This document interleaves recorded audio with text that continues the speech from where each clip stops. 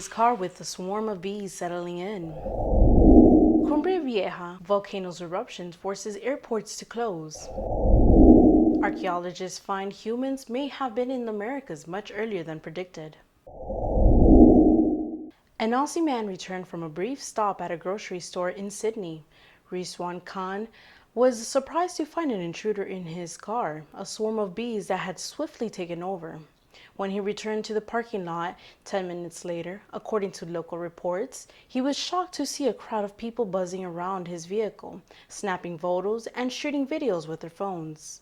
Turns out a swarm of hundreds of bees had settled inside the driver's side door frame. The swarm had settled itself on the door frame immediately beside the driver's side seat, rendering it almost impossible to get in and drive away. In a stroke of luck, a local beekeeper stumbled across the swarm and its spectators. He made a beeline for the swarm, scooped it into a box using his bare hands, and helped Khan safely return to his vehicle.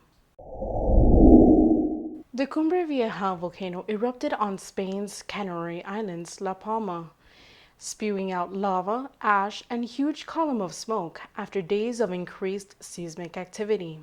The intense lava flows that started last Sunday have forced thousands to evacuate, and on Saturday, an accumulation of ash forced a small island airport to close.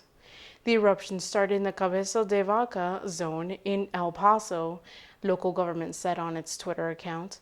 The evacuation was obligatory in a dozen areas placed on maximum alert, and temporary shelters were opened. The head of the Canaries region, Angel Victor Torres, said the zone was forested and sparsely populated, adding that no casualties had so far been reported. The ongoing eruption of the Cumbre Vieja volcano has forced the shutdown of the airports later in the afternoon so they can clear runways. Islanders fleeing hot lava have also lined up for ferries off the island, one of the Canaries, Reuter reported. As the volcano continues to erupt, those who live on the island are susceptible to earthquakes, lava flows, toxic gases, volcanic ashes, and acid rain. Of major concerns to people on the island is the health effects and damage caused by the volcano. Officials have asked residents to avoid outdoor activities as the volcano erupts. Children, pregnant people, the elderly, and those who have lung and heart ailments are of the greatest risk of experiencing side effects from the eruptions and are urged to practice extreme caution. Those exposed to volcanic ash have been told to wear face masks and protective glasses and make sure their skin is completely covered. The damage caused by the eruption could last up to 84 days, researchers for the Volcanology Institute said on Wednesday. The lava that has flowed from the volcano so far has reached nearly 20 feet high and has destroyed hundreds of buildings, including many homes.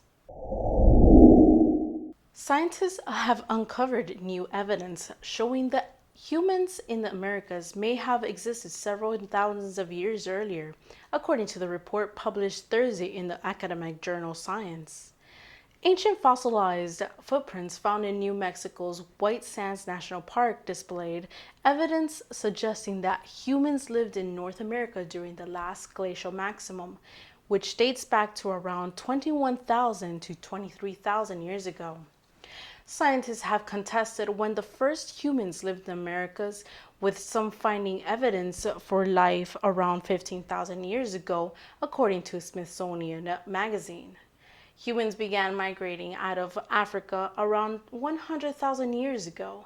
Aside from Antarctica, the Americas were the last continent humans reached, with the early pioneers crossing the now submerged Bering land bridge that connected eastern Siberia to North America. At times throughout the Pleistocene Ice Age, which ended 10,000 years ago, large ice sheets covered much of Europe and North America. The water locked in these ice sheets lowered the sea level, allowing people to walk the bridge from Asia through the Arctic to Alaska. But during the peak in the last glacial cycle, their path south into the Americas was blocked by continental-wide ice sheets. Using the DNA of modern indigenous Americans, scientists have worked out that their ancestors arrived from Asia in several waves, some of which became genetically isolated. The cause of this isolation is not clear. Now, new footprint evidence provides an explanation, suggesting that the earliest Americans were isolated south of the North American ice sheet, only to be joined by others when that sheet melted.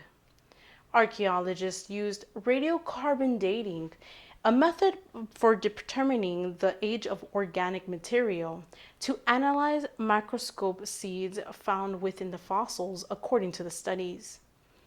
The footprints were described to be in good anatomical definition, with visible heel impressions and toe pads.